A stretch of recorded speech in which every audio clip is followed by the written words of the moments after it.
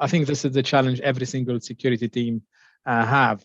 And when it comes like at how do you rank and how do you rate your risks, it is very important to understand the altitude the risk is on, and definitely the audience that you are presenting to. Basically, when you are presenting as an example to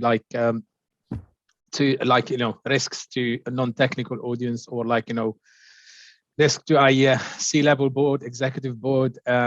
So basically, you need to make sure that the audience you go, and you're not gonna go and bore them about like a very, very specific technical issue you are having somewhere where a comma was missing from a code or something like this, which cause big issues. Basically, you need to make sure that in this case that you have the message is very clear, straight there. They just they are interested in that bit there, so that you are presenting them. Basically, you need to simply prioritize and make things quantifiable. So prioritizing, it means that to focus on the top cyber risk and provide the information to the board, the information the board really need to know.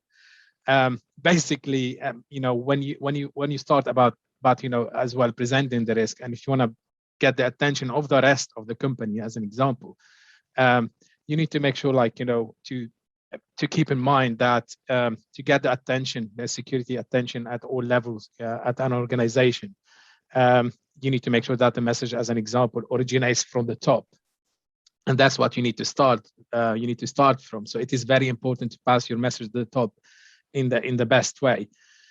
You need to make sure as well, you present the metrics, in a consumable way, and that's how we're gonna show you here, the power of graphs and dashboard, the power of using Jira as a graphical database, with other things which we're gonna get to in a minute. And basically, how do you make as well, every conversation you have with someone, as an infosec,